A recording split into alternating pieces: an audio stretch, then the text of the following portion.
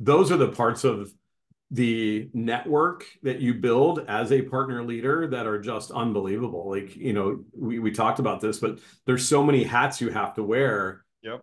But and that's, I intentionally took the title when I moved into this role, ecosystems and alliances. Like, my job goes beyond just being the partner guy. Like, I'm building connections into universities, into investor communities, into this type of partner leadership group. And it's like, I wanted the company to recognize the role goes beyond like just channel sales. Yep.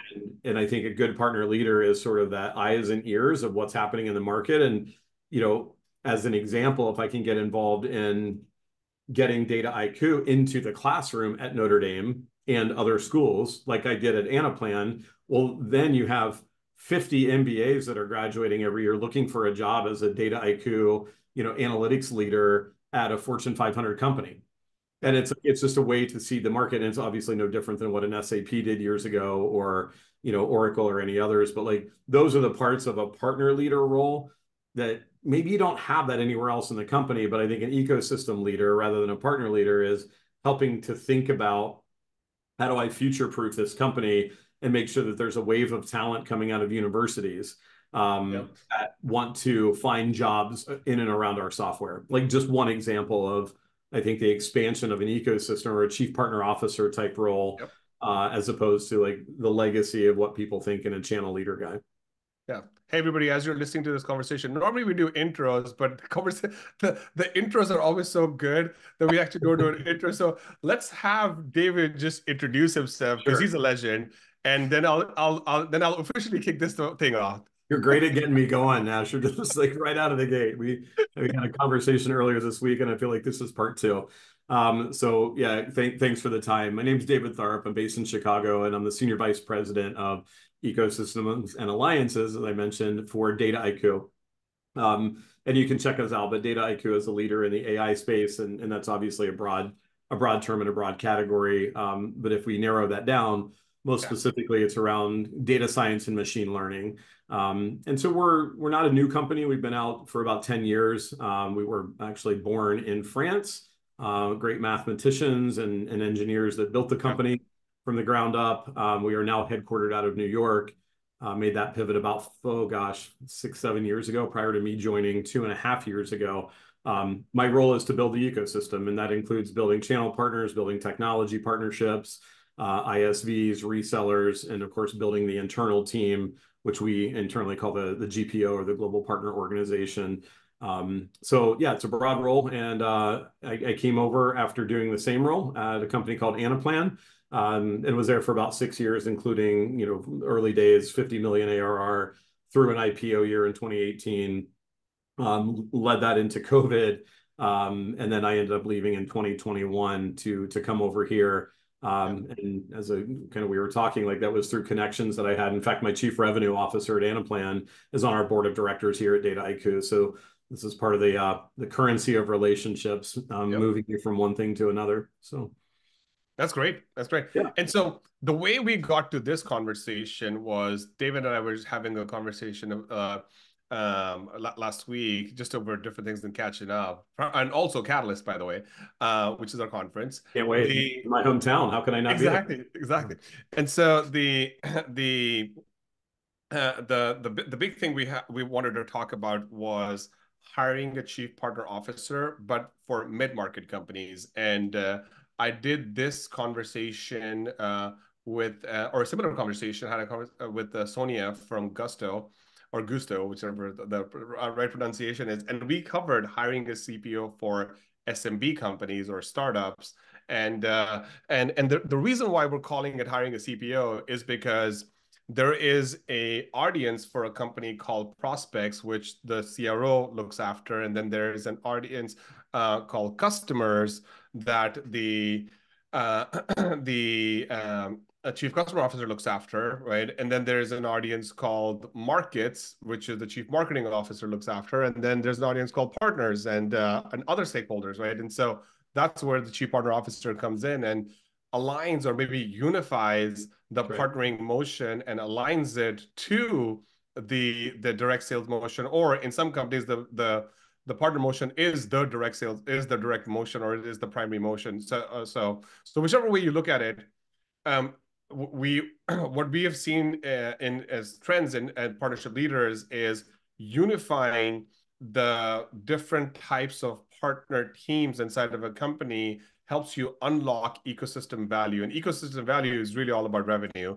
And so how do you bring your solution partners and your technology partners together so that they can work and they can co-sell, they can co-market, they can co-build, and they can co-serve with you, or just by themselves also. And that's one of the big roles for what a chief partner officer should do. And up to this point, what we've landed on is that the chief partner officer is actually an operator role. It's not a doer role. And so this person is to build a plan, and the quality of the plan determines the results. And then after the quality of the plan, you have to work on the quality of execution. And so I wanted to have a conversation with David because he has this rich experience at Anaplan. He's this rich experience of where he's at today.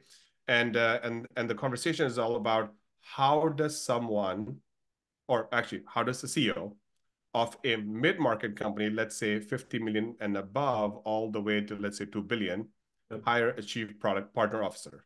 Yep. Yep. Perfect. You teed that up very well. And if I were to simplify this, and I've had to do that in both roles that I've been in, because you have limited time to explain the role, right? And so you kind of have to nail it. So if I were to try to nail the summary, it's partners as a strategy, not as a silo. And I think oftentimes companies think, well, there's this team and they're doing partner things, and if they are good at whatever that is that they're doing over there behind the curtain, it'll add 10% of pipeline, or 10% of bookings. In reality, the way I see the role of a chief partner officer, whatever you want to title that, I know chief partner officer is the right title in my opinion right now. Not to make this self-serving, but like it could be an SVP of Ecosystems Alliances. Yes, like I'm totally. playing that role, whatever the title is. However, the importance is in what you said, which is getting the other operating groups to see and own a partner-related strategy as part of their operating function. And so whether that's marketing, whether that's internal revenue operations and deal desk, thinking about, hey, how should we be driving transactions through the marketplace? Because that's where buyers want to buy. Like, that's not even a partner thing. That's an operational thing. How do we get our deal desk and operations to want to drive more transactions through, an AWS or GCP or Microsoft, cloud marketplace? There's a lot of reasons why you want to do that. We could go into that in another discussion, but like the point is like getting the operation, winning the hearts and the minds of the internal operating groups to, take deals through a partner thing, right? Obviously with sales, partnering, and not just asking, where's my pipeline, but what benefit can I bring to the partner? And that's just the top of what I call the hourglass. That's the traditional sales funnel. There's an inverted funnel, call that the bottom of the hourglass, which is how do you land? How do you drive adoption and expansion? How do you protect the renewal? And ultimately, there's two things you expect from partners, and it's lift and leverage. You want them to lift your pipeline. They want, lift the bookings. But as a vendor, we need to leverage them for cost takeout of our business. Like we can't possibly invest in the amount of people we need internally only to get to $1 billion. Not with our average sales price, which by the way is pretty good for us, but like we're in the middle range of a SaaS software company. The point is like we can't just add another 500 people into our go-to-market. We have a cost control, especially in today's valuation market. You have to be able to grow and do it at the right cost structure. And so partners play a big role in helping to take ownership, not just of the work, but frankly, it's sort of a shared cost model. That is, to me, as I've always said, there's only two ways to do this. Either you get partners on board or you triple your AE's quota, right? I mean, good luck being able to hire AEs and say, well, it was $1 million quota last year, but this year it's got to be 3 million because we need you to sell more because working with partners is too difficult, right? Well, so our role is to help the other operating leaders like your CMO, your CRO, your chief customer officer, your chief product officer, the entire C-suite to understand that they need to build a partnering oriented strategy as part of their silo. And so again, that's partnering as a strategy, or what we call the red thread throughout, rather than me just having this team over here behind the curtain doing a bunch of things. that hopefully add a little bit of revenue at the end of the quarter. And I think that's traditionally how it's been seen, and that's kind of what we're trying to move from to. So I really love what you said, that partnerships as a strategy versus a silo, That's right. because in the early stages of a company's evolution, it starts off as partners as an experiment, which again is Right. okay, Yeah, it's okay. because That's what you after, do. yeah, after a company finishes their product market fit and finishes their go-to-market fit, they do have, in most cases, a direct sales approach or a direct go-to-market, and then they need to go experiment with the indirect go-to-market, which also is okay because they finished experimenting with the direct go-to-market. That's how they landed on which segment of the market, whether SMB, mid-market, or enterprise, is they're going to go work in as their primary segment. And then this partnership leader gets hired for the, let's call it 0 to 50 million ARR journey. And in a lot of cases, that team is siloed, which also is okay because they are trying to build a function that, or maybe let's call it incubate a function that then can scale. Now, when that thing is ready to scale, it does need to fit into the corporate, let's call it processes, and you do need a person who will come in and move the conversation from a silo to a strategy. By the way, when people hire CROs at this phase, those CROs are doing the same thing. They're bringing SMB, mid-market, and enterprise That's sales exactly right. together. Yeah. And from 50 to maybe 100 or 150 million, there's the type of CRO that's get hired is called Mr. or Miss Dashboard, and Yeah. they are putting the rigor in place for scaling, and they're going very deep into processes. So when that happens, naturally the contributing processes, which would be partnerships, also have to move in that direction. What you've just explained is, I would say, not early stage stakeholder alignment, but this is probably mid stage stakeholder alignment, because your stakeholders are the C-suite. Before, as a silo, or in the early stages, your stakeholders were really the person you report to, which That's is right. probably a CRO or a CEO. That's right. And I think you hit a couple of important points here. But number one is there is nothing wrong with either of those stages. And I think sometimes, like, I've come into a couple of companies, and by the way, in both times where I've been in a partner leader role, I inherited a team, and in both cases, it was really important to stress, like, you've done nothing wrong. In fact, you've done things so right that now we have this problem on our hands that we've taken investment from investors. We owe a return to them at a certain, like, that's just how the world works, right? Yep. We got to 50 million or 100 million. We built the business case. We've proven it. We have partners that are interested, and now we need to move them into a more committed stage, right? And we need to Yep. move the company to a different DNA of being very partner oriented, and back to that, partners as a strategy, not a Yep. silo. But the point here is there's nothing wrong, and it's just the natural stages of what a company goes through, just like, childhood to, preteen to teenager to adult, like, that is watching the life cycle grow. However, I'm an advisor in some of those early, $5 to $50 million tech companies right now. I don't think I'm the right partner person, right? Just like when I came in at 100 to 500, maybe that's my sweet spot. That's my high performance zone. But the Correct. people that were in the early days, maybe they don't like the scale portion of it. Maybe they're not a great diplomat. Maybe they don't like the transformational leadership role that Yeah. you have to play to sort of influence your CEO and chief product officer as to why they need to be more involved with partners. It's just a different stage of the company's growth. There's nothing wrong with saying I'm not a good fit for one of those. Find the sweet spot, but they are very different roles along that journey. No different than, like, I had a meeting with Tyler Prince earlier this week here in Chicago. And for those of you who know Tyler, he recently went to Snowflake, and prior to that, he literally built for 10 years the ecosystem at Salesforce, a Yep. legend in this role.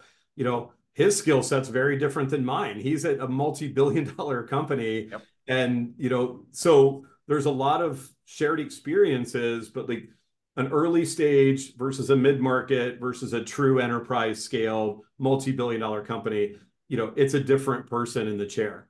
Yeah, and it's really well said. And there are things that we need to look into in that person's personal life, who's going to be recruited in this role, Yep. because their aspirations and maybe their skill set does allow for the $50 to $2 billion chief partner officer, but their life circumstance may not allow it. And yeah, and the audience for this conversation is really CEOs. And Yep. so the CEO's job is to dig deep and make sure that the person is both professionally and personally ready for this type of a role.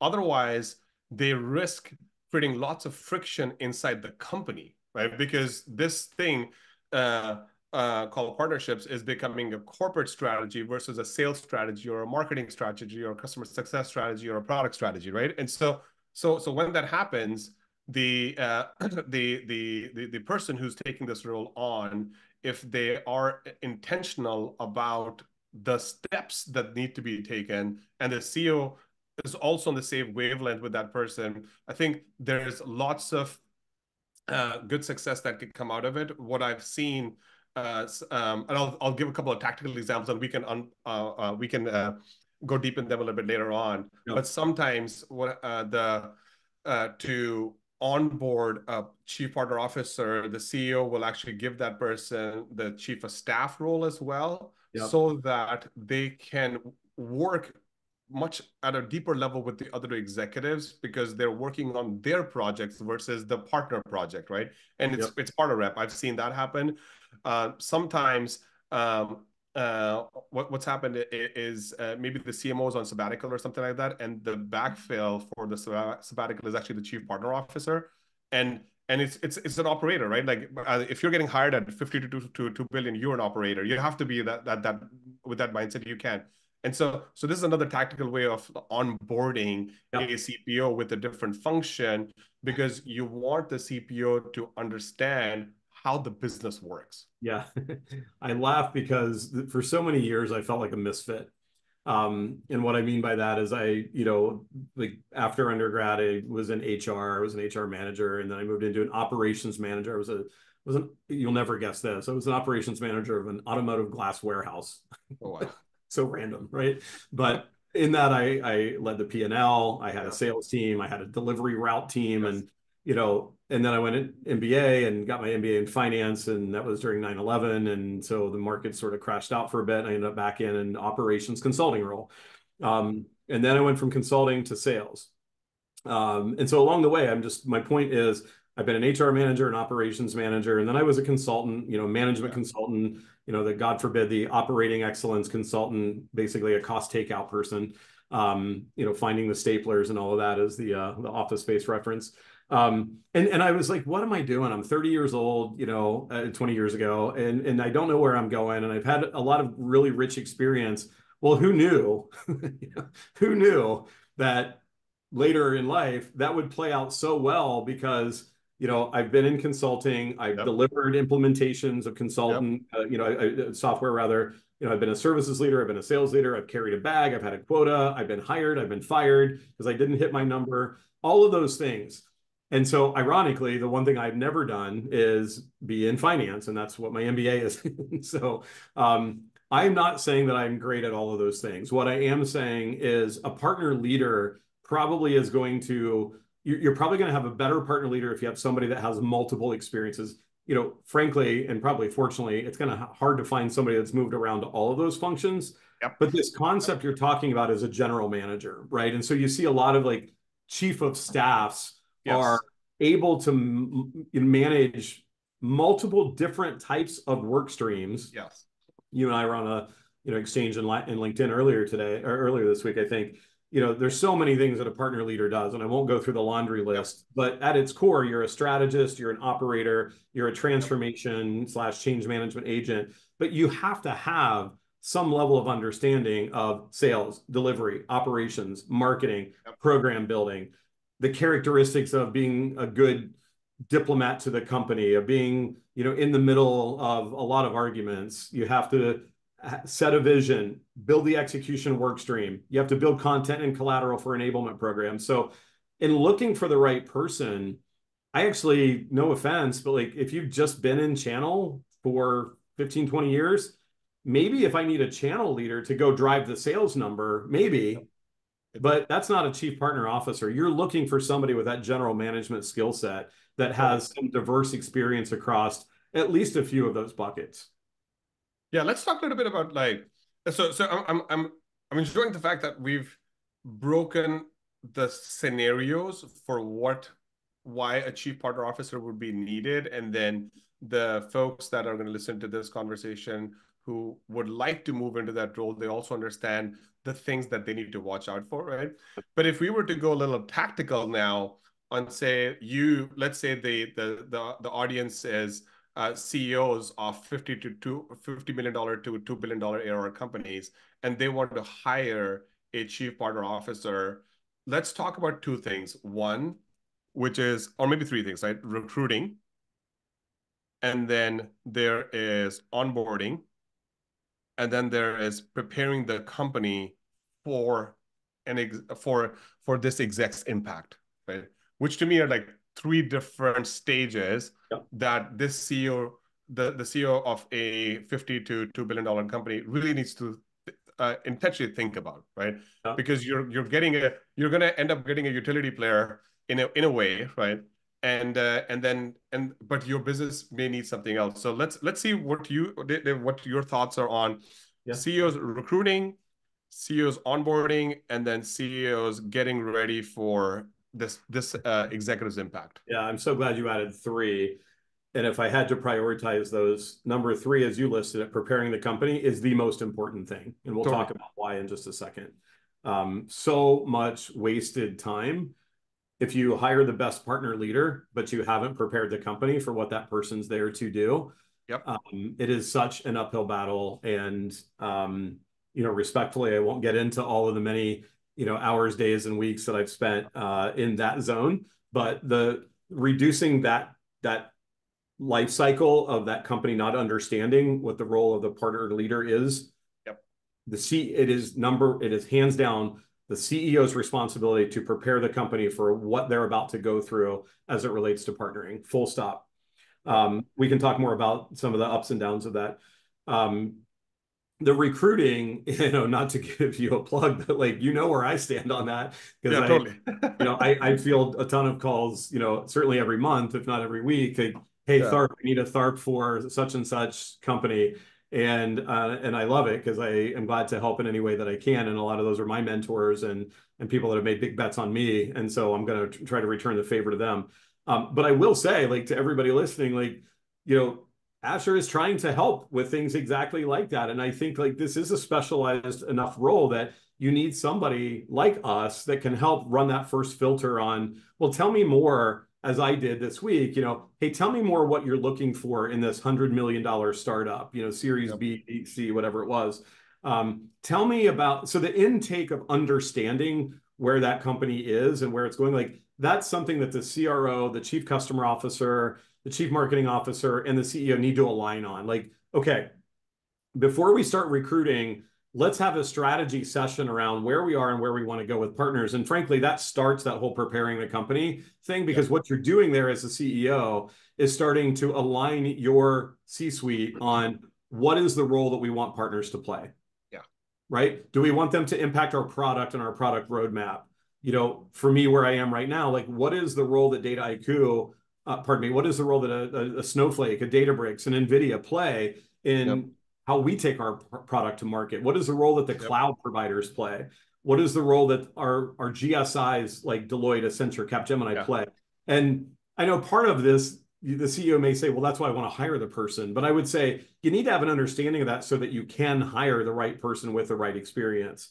So the recruiting to me, like the first step is the C-suite understanding what is the 3-year roadmap of the company. And by the way, like a CRO, I think the average lifespan of a CPO should be 3 to 4 years. Like, because your company is going to evolve to a next stage. If you've done your job right, you're probably taking the company through its next growth stage. So it's just like, what is the 3 to 4 year plan for the company and what role do we want partners to play? Well, then obviously through your connections, through people like you, you then start to do that intake of, okay, here's where we're going as a Yep. company. Asher, can you help think about the people that have these skill sets and maybe some experience, building a partner program through Yep. these next stages with these type of partners?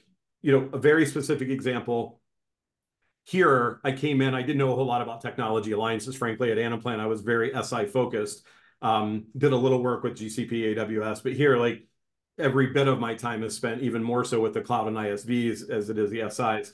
So we knew that when we hired me, and Florian, our CEO, and Ramon, our CRO, we talked about that. Like, that's not my background. So I said, I need to hire a VP of technology alliances to basically fill that blind spot for me. And we hired a fantastic one. But like, figuring that out, like, the chief partner officer is not going to be great at all things partnering, because that's fun. It's frankly kind of a unicorn role. So that's all part of the recruiting, treating this no different than you would, well, what is the growth stage that we need for the next CRO coming in? So taking it to that level of detail, is to me, like, something you cannot shortcut. You can't just say, well, I need a channel guy, and do I have somebody that sold a lot of software with IBM? Yeah. Like, that's just not going to work. If I may add to what you're saying here, because I was literally thinking about this as you were talking about the point. It's not that the CRO's job to be done was partners, and that CRO said, I don't actually want this, and then there's a chief partner officer that's created. There is shareholder alignment, right? That's right. Which is, hey, are we going to grow efficiently? We have to show 30% year-over-year growth on revenues. Like what's the guiding metric, right? And then once you have shareholder alignment, then you can come and do stakeholder alignment and say, well, what's the best way for me to now go do that? And then you say, I need to specialize my CRO's priorities and my CMO's priorities, and a role for creating a chief partner officer takes place by taking the jobs that everybody else was doing or orgs were doing, and then putting them together so that this audience called partners understands, well, for one, there's somebody that's championing them, evangelizing them, but also communicating with them on a constant basis to make sure that they are in sync with your company. Just like your customers, right? Like, when you go from SMB customers to mid-market customers, or your mid-market customers get acquired by a large company, or they move upstream, like, they all have to be enabled constantly. And customer enablement is why customer success exists, right? I know you want to make a point. Well, no, I mean, you're making the next point, which is the onboarding process, Yeah, right? totally. And so, now that we've found that person that has, the right experience, like, to me, you always wish you could go back in time. And I think we did, a lot of things well here, and definitely just through experience, things that I would change. That onboarding is where you land on, how are we going to measure? I mean, you could start these in the interview process. You probably should. It's also, candidly, a good way to test the CEO. How are they thinking about partners, right? What are the metrics by which you would measure success? As a couple of tangible examples, like, no different for me than everybody. Number one metric is revenue. Like, let's not dance around that, right? Yep. I need partners that can find and create and develop opportunities and add revenue. That's the lift. Yep.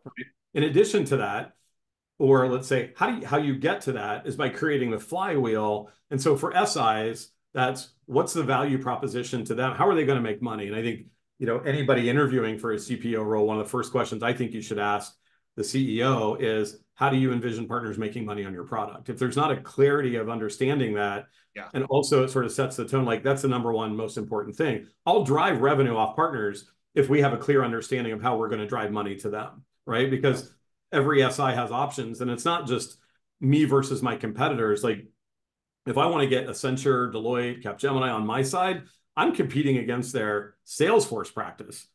Not because we're direct competitors on the product side, but because they're making gobs of money. And if they have 200 new MBAs coming out of school next year, they're going to put them in their Salesforce practice because they know that they can print money with that, as opposed to, like, this fledgling startup practice within called Dataiku. So I have to have a strong enough value proposition on how they can drive value for their customers, which in turn drive revenue for them. And so, like, sitting down and having those conversations, early in the onboarding, okay, so maybe one of our key KPIs or OKRs, whatever direction you go there, maybe at a company level, one of our OKRs would be the amount of services we're driving for partners. And, I'm very fortunate to be working for a CRO right now who totally understands that. I mean, it's not that they don't ask, it's not that he doesn't ask me about pipeline, but I can tell you in the early days, like that's the only conversation we were having. And now actually there's more conversation being had around, well, how much money are those SIs driving, to build a Dataiku practice? Because we know that that will come back in the flywheel, and it is, and it's happening Yeah. in terms of pipeline. So it's just sitting down and sort of prioritizing the metrics by which you'll measure success. That helps to then do everything you said, which is, okay, who are the stakeholders across the company that need to be most interested Yep. in what actions do their teams need to take? As an example, if we want to measure the amount of services we're driving for SIs, then our services team needs to be fully aligned to that. Yeah. There's definitely a role that our services team plays, and they have their own targets, which is great and very supportive of that. But there's also a role that they play to make sure we aren't boxing partners out of, so those are the dynamics that I think sometimes take too long. Like back to the preparing the company for change, part number 3, having these conversations and getting the entire C-suite aligned and having the CEO set the tone that, all of you, CMO, CRO, Chief Customer Officer, Chief Product Officer, you will all also have an OKR that we are measuring your success relative to how well you're igniting a partner vision and strategy within your operating group. So yeah, it's a good point, and I want to take a little bit of a tangent right now because yeah, I just thought of something that's very important. sure. But just to summarize where we are, right? There's shareholder priorities, and Yeah, then there's stakeholder alignment, yeah, and then the role gets created, and then you have to recruit through private networks of your own, through your VCs, through your investors, through other folks like David. You can come to partnership leaders. There's a number of ways to now recruit, but the recruiting process needs to make sure that the professional has the skill set, but also is personally at a point where they can take this type of scaling effort on, right? So those are the key points that we just discussed. But one of the other things that I've recently learned is specifically in technology partnerships, right? Where these roles, before they become rolled up under a chief partner officer, are actually rolling up to the product teams. yeah. Now, it's interesting when times get tough, the product teams prefer to preserve product managers versus product partnership people because the CFO is asking them to cut. Yes. And when the CFO asks them to cut, then what happens is, because the product partnerships person is a pseudo product manager, they don't actually fit into the scaling of the product organization. And even if it wasn't actually, I would say, even if it wasn't for tough times or where the CFO wanted to cut, over time, as a product organization gets very, very, very specialized, then the product partnership people actually need to be closer to the partner salespeople, which are actually your traditional channel sales folks, or depending on whichever way you do partner sales, right? So there is an element of making sure that these resources fit in with the other resources that can monetize the work that they're doing, because the product team's priorities are going to go serve customers, and they'll do integrations. But when you want to co-build with companies, they may not have the right OKRs. And even though you can set the right OKRs, the teams feel like they are not citizen number one in the product organization. So you need to put them in a role or in an organization or structure where they will feel like they are first-class citizens. Oh, how relevant this topic is. I laugh so I don't cry. So a couple of very real examples. At Anaplan, I wanted everything under my control. I wanted partner enablement under me. I wanted partner marketing under me. I wanted partner operations under me. And it's so funny because now, like, what I preach is a mindset of abundance and not a mindset of scarcity. And a mindset of scarcity is fear and control. A mindset of abundance is, collaboration. We're all in this together, like the greater good of 1 and 1 is 3 or more.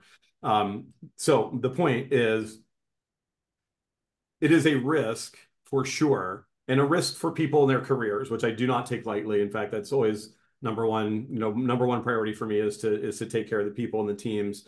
That said, to grow the company and to get that partnering as a strategy, not a silo, I right now fall under the belief that you're actually better off having partner marketing under marketing and partner operations under, your rev ops or go-to-market operations. And here we actually moved partner enablement from me into our technical sales team because we're such a technical product. And that works. That works as long as you have a C-suite that's dedicated to partnering as a strategy, not a silo. And I'm fortunate we have that here. If you're not there, if you're seeing the risks, if you're seeing the gaps, if you're seeing, a fault in that strategy at the executive level, then you are putting those teams at risk of being seen as 1 foot outside of the company. And that the perception, and I have to remind people often, I work for Dataiku, not Deloitte, as one example, right? Like I know where my W-2 comes from at the end of every year. Yep. But my job as a diplomat is to always be looking out for the interest of the ecosystem. And so what I mean there is, if you're in product, if you're in pre-sales, if you're in marketing, and you're kind of showing up too much as the partner person and not the interest of Dataiku in my case, or your company, then you are going to be seen as somebody that maybe we can do without if times get tough and we need to just like really focus on our core. So it's part of, number one, it's just part of the game, frankly. But I think the lesson to be learned here is like everything that you do in partnerships actually needs to align to the value you're delivering to the customer, not just the value to building a practice at an SI or integrating with an ISV or even driving sales. It's, how does your role drive success for the customer? Well, we both know this because we're in this profession, but like the thing that a customer wants is like a seamless integration with my product and the other products in their tech stack. And they want an SI that they've been working with for years, that they trust and know and have good billing rates in place with. They want them to be able to implement it. They don't want me coming in trying to compete or sell against or sell differently than. And so again, if you're just taking a what is best for the customer approach and backing that into the role within the partner org, I think that's a little bit, number one, it's the right approach. Number two, it can help with a little bit of this job security, but it all goes back to partnering as a strategy and how well bought in is your C-suite in that strategy. Yeah, no, I totally agree. And by the way, there are CPO models where nobody reports to the CPO, right? That can also happen, and effectively I'm talking CPO, my dream scenario. Exactly. And so I love my team, by the way. If they're listening to this, I love you guys, but I always say if I don't have to do the performance review, like that's okay too. Exactly. So and then that person effectively becomes the chief of staff in a way, right? Like there are flavors to this, but you know what it does though? It puts you at risk of being the guy that's cut. Like totally. And if you do a great job and you get cut, that's also okay. You just go to the next company and do this. There's the what is it, like 13,000 enterprise companies, maybe like 500,000 mid-market companies, and 6 million. No shortage of opportunity for a good chief partner officer role. I can tell you that for sure. Yeah. I mean, I've been on 4 confidential searches myself. That people have requested intros. But the interesting point here is that, or the main point here is like you are moving from 50 million ARR to 2 billion ARR. Yeah. That is a world of specialization. And if you think, let's look at this problem from a different lens. Let's think about the CRO. Let's think about the CMO's life, right? Let's think about the chief customer officer's life. Let's think about the CFO's life, right? Like this thinking about, I am going to support a functions which is both go-to-market and product-based, apart from my own function. Let's say the CRO has to do sales, SMB, mid-market, and enterprise sales, right? Like those things are complex in their own. Yes. Right? Because CROs also have a very strong point of view now on pricing and packaging. Yep. Right. And they have to work with marketing on it because traditionally product marketing own pricing and packaging. Right. And and then the CMO has to think between brand and demand. But as you scale, you have to think about industries, and you have to think about geos, and you have to think about legal compliance. It's like all these things, right? And so, like, I have spoken with a number of CROs that say, we're doing it because our CEO tells us to do it, but frankly, it should be its own thing, Yes. Yeah. right? And also sometimes the CROs have it, but they're using it as an insurance policy, which technically is not serving the company in the best way possible, because the partnering function, if the leader, and this is why I say if, is very revenue focused, which I believe all partner leaders need to be, then they will figure out how to contribute revenue to the business in an additive way that actually supports scaling of the business from 50 million to 2 billion. And that journey is really important, because at $500 million, your company's identity is going to change dramatically, because the people that went from 50 million to $500 million aren't going to be able to go, or not is, I'm not saying, maybe aren't going to be able to go is not the right framing, won't enjoy the company as it becomes more rigorous Exactly. and becomes a billion-dollar company. Yes. I mean, that just goes back to what is your high performance zone? And part of that is identifying what do you like to do. Like Yeah.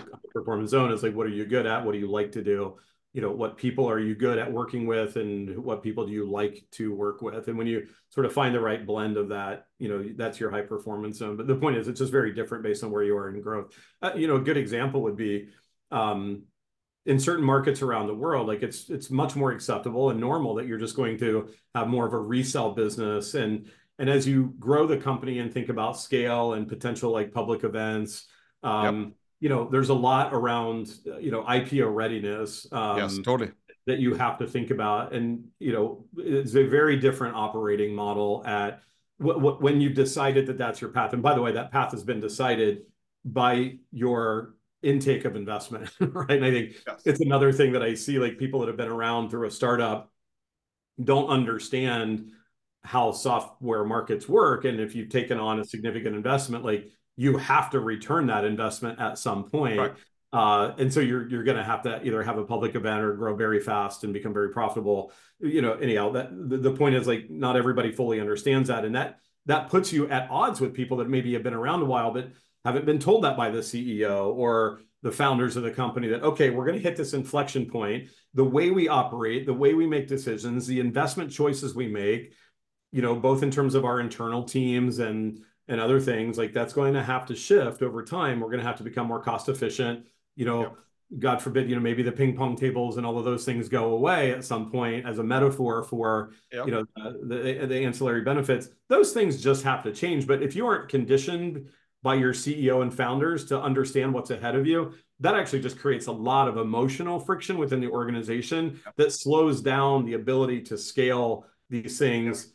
Like, why would I bring a partner into this deal and add risk to it? Well, because we have to turn on that ecosystem to build our path forward. Yep. But if nobody else other than the partner person is telling the sales team that, then you're at an uphill battle carrying a bunch of sandbags, and Yep. that's very difficult. So it goes Also, back to the company preparedness, the yeah, comment we were talking about earlier. I'm really glad that you brought IPO readiness as a topic. That's Yeah. probably a topic in itself that Well, we should. nobody's ready. Nobody's going public right now. So Yeah, totally. Yeah, but it is a very complicated and complex process. yeah, What makes it complicated and complex is just the level of detail that you have to run your company and your function with. And yeah, I mean, good point. We'll come back to this one. Let's shift the conversation slightly differently, right? Because the CEOs that are listening to this, or the partner leaders that watch this recording with their CEOs, right? The CEO is probably also thinking, okay, great. I prepared the company for this operator's impact. Yep. I went and did a great job of recruiting because I want top talent, right? And then I worked with the other executives to onboard and make this person find success, not feel success, but find success, right? Yep.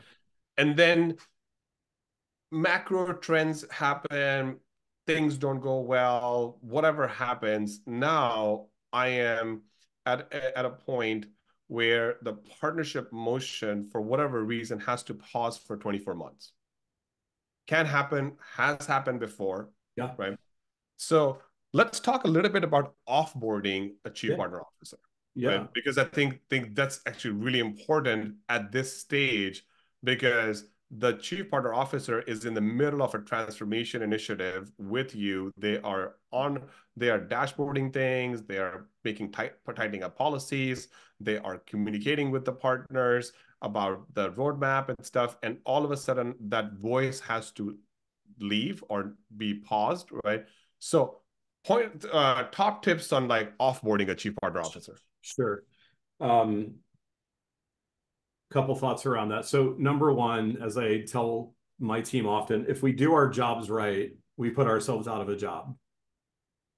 And again, mindset of abundance and not scarcity, because I know Yep. that there are plenty of other roles any of us could probably go land in tomorrow. What I mean by that is back to what we talked about. My job is to get every other leader, and I wanted to comment on this earlier, regardless Yeah. of where you report into, in my case right now, I report into the CRO, but like I spend as much time with all of the C-suite and our president, as I do, the CRO, because that's the role, right? And they know that, I know that, like there's no rub in that whatsoever.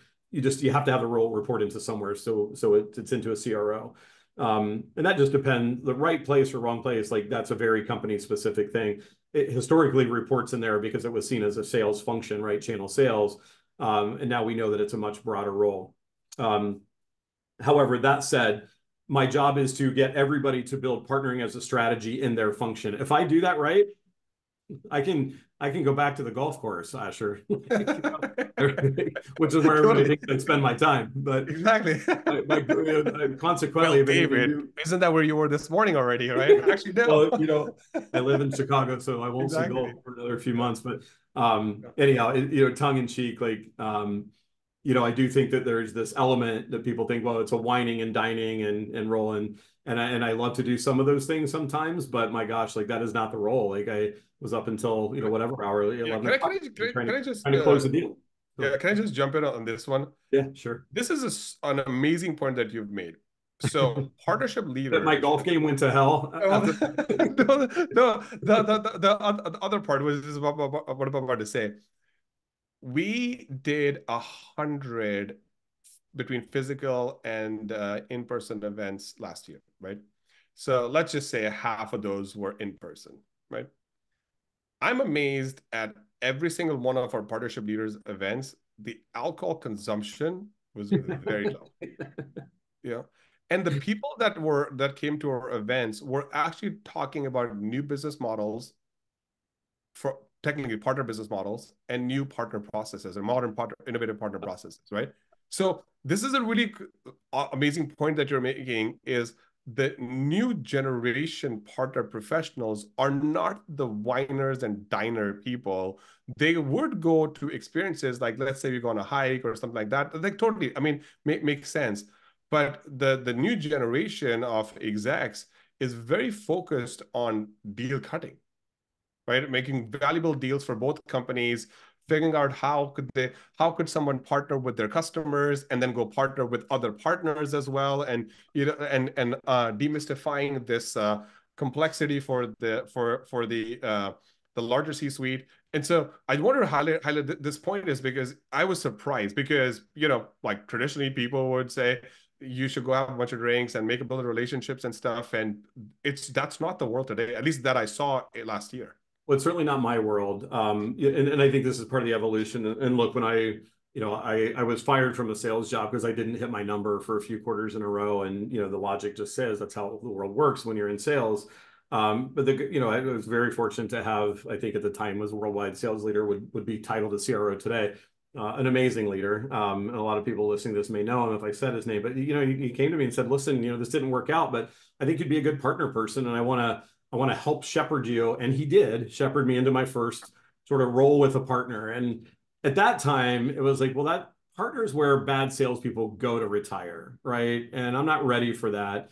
As it turned out, it was incredibly different than expected. And listen, on any given week now, I'm meeting with, not I'm not trying to title drop, but like I'm meeting with chief AI officer of GSI. I'm meeting with corporate vice presidents of Microsoft and NVIDIA and Snowflake and Databricks. Like, and I say that only not to level myself at their level. They're far better at this world than I am. But like, holy cow, what a different world Yeah. this whole partner thing is than what I expected. Yep. And you said it best. Like, I love, oh my gosh, almost said art of the deal. Pardon me, strike that. Um, I love being in the deal. Again, to say it again, I was up till late last night with an internal team, our America's GM and SVP of sales, like figuring out how to architect a deal so that we can Yep. get this done by Wednesday. Like, I love that. That drives me. I'm a salesperson at heart, but like a modern ecosystem leader is not where salespeople go to die or retire. It is where strategists go to thrive. It is where executors go to to build that partnering as a strategy. You're part of an integral part of the go-to-market team. So it is just very different than what I expected. And then unfortunately, because you're wearing so many hats, it does not leave a lot of time for all those extracurricular activities. Yeah. But also it's okay, right? Because if you're a chief partner officer, It's a like I point in said, time. Yeah. you're an operator, right? And so does bring me to this question, which I think is very, very interesting as well. And then we can close this episode and we can come back and unpack more questions as we get them in future episodes. How much time should the chief partner officer spend internally Yeah. versus Oh, externally at this man. stage? That is a fantastic question that I battle with every day. So as a starting point, it should. I don't know that I have the right answer. I'm literally kind of unpacking my own brain, and I don't necessarily do time logging, but I can look at my calendar and say, as an example, I spend far too much time internally, right? Way too much time. But we're building a company, we're building a culture. I've spent most of the time this morning on internal calls around Yep. incentive plans for next year and making sure that Yep. we're aligning them across teams. And like those are important things.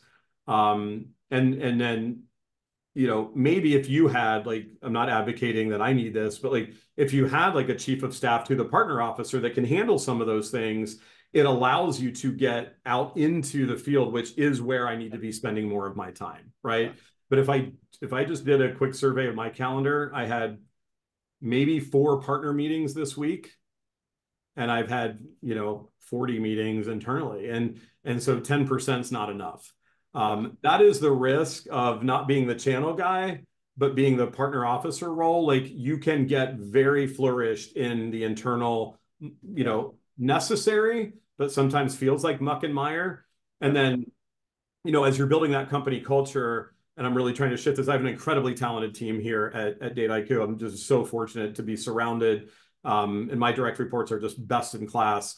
So they can handle a lot of these things. But as you're trying to develop people and move people into roles or stretch roles and things like that, like anything partner related, now the double-edged sword is we have ignited this entire company to be very partner oriented. What it means is I now have 10 times the amount of people bringing stuff to my plate and saying, hey, we were in a conversation and the word partner was mentioned, and so I'm bringing this to you. And so now I'm actually playing traffic cop to try to get it off of my plate onto somebody in my team's plate.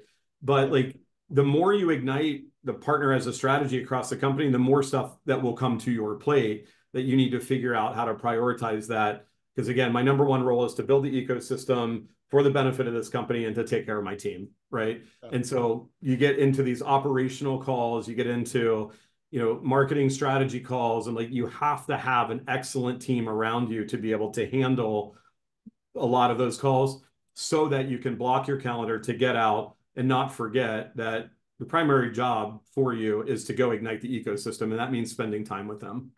Yeah.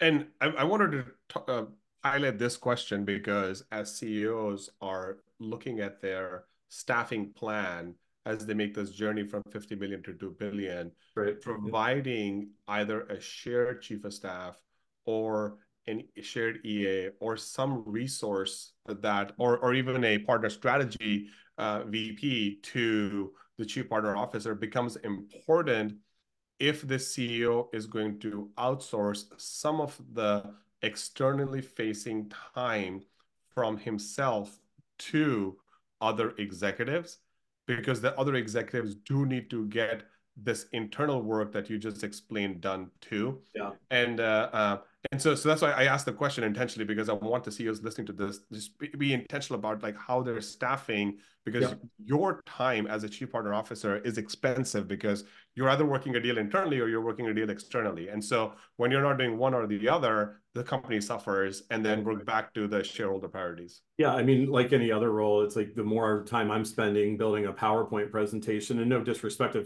was a consultant, I spent many years doing that. But the point is like where I'm spending my time is a cost to this company, and are we getting an ROI on that? And so, you know, like I don't have an EA, I don't have an assistant. Frankly, I have had one, and I don't want one. But like even earlier this morning, somebody's like, you need an EA," and I'm like, well, what I need is to be able to prioritize and offload. A point you made that I want to push on is, you know, it's not just my job to meet with partners. It's the sales leader, the chief customer officer, the product officer. And again, we've gotten very good at that here. But, you know, if I looked at the amount of meetings we had with partners as a company this week, I'd probably be so pleasantly surprised. I don't know about all those. I shouldn't. I'm not looking through Salesforce at, you know, record keeping and activity logs of who spent time with what. I just know that it's happening.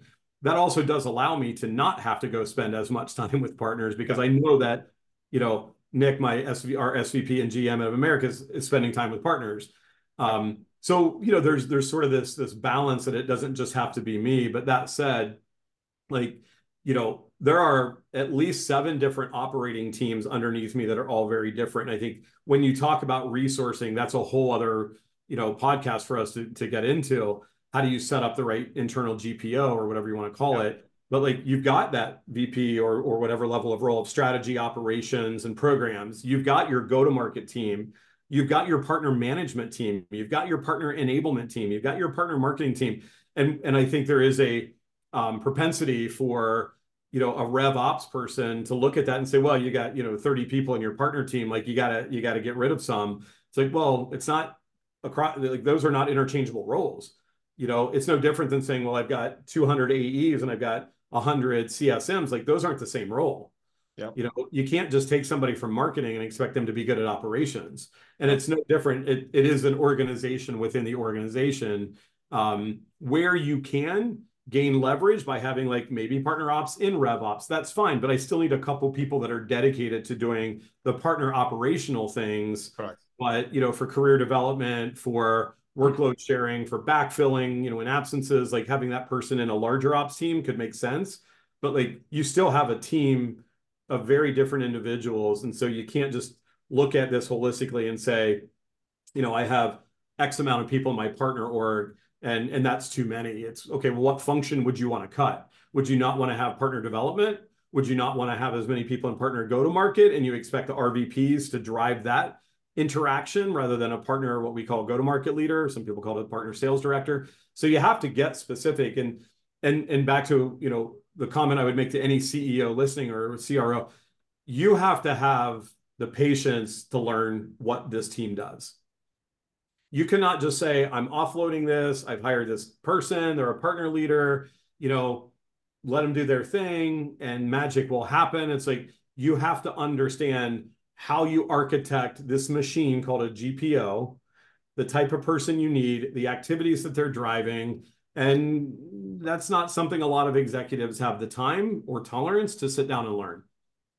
Yeah, no, great, solid points you made right there. And I totally didn't even, it skipped me that some CEOs listening to this maybe hiring their first partner leader at 50 million, you know. Yeah. So, okay, I know we're at time. Let me do a quick summary. Yes. David, this was fantastic. We kicked the conversation off at partnerships at 50 million need to move to a corporate strategy versus a sales, marketing, or customer success, or a functional strategy, or worse, a silo, right? Yep. And it's okay for silos to exist. They are corporate functions being incubated. And then we talked a little bit about the a CEO preparing a company for a CPO's impact, and Yes. then recruiting the chief partner officer, then onboarding the chief partner officer, working with different stakeholders, and then offboarding a chief partner officer if things don't go well or the company just has to pause or delay some of the partnership work till a better time. Yeah, and I think I probably took us in a tangent, and I wanted to make one salient point there. What I said earlier was if you do your job right, you get rid of your job. And what I mean by that is that could lead to an offboarding where if you needed to reduce that team, get rid of that role, which is an expensive role, I understand that. As long as you have prepared the rest of your executive leaders to take that partnering as a strategy into their operating group, you can survive without a chief partner officer for a period of time. But to get to IPO readiness, to get to scale, to become a big boy company, you do definitely need specialization in this role because things are only going to get more complex. That's right. With all the data in the world at our disposal, with the million apps out there, with customers' workflows demanding that technology integrates right from the beginning. So like there's like just a number of things that need, and I'm sure we'll unpack them. Yeah, and a big part of this too is like understanding your routes to market to IPO readiness. Like, how do you want to go to market in America, and how might that be different than how you want to go to market in Brazil or in parts of Asia or in parts of South Europe, if those are like your secondary markets? And so your route to market through partners. Okay, well, are we thinking about setting up the right legal entities with partners and not just onboarding on a napkin, a partner agreement on a napkin? And so those are things that your chief partner officer need to be very embedded in is as you scale the company and IPO readiness, are you building a route to market in the right way that involves, you go back to their stakeholders, our finance, legal, operations, are they all aligned to how you're going to go build partnerships in a market to serve that market, but do it through partners? Yeah, great. All right, David, thank you so much for this conversation. Look forward to the recording another conversation, hopefully maybe on the IPO readiness piece or some other more complicated topics as we get questions. If people want to reach out to you, I know you're super inundated already, so like maybe I shouldn't even ask this question, but if there's CEOs out there that do want to spend a little bit of time with you or just have questions, is it okay for them to connect with you? Yeah, absolutely. It's just a thrill for me to stay connected. The best way for me, frankly, is LinkedIn. I'm not on Twitter or X or whatever. I shut that down a while ago. So the best way for me is LinkedIn. And through there, hit me up. I'll give you my phone number. I love staying connected to people. So please do reach out. It's just David Tharp, Tharp on LinkedIn, and you'll find me there. So. All right, David. Thank you so much, folks. Thanks, Asher. Take care. Have a good Until the next weekend. one. Thanks, man.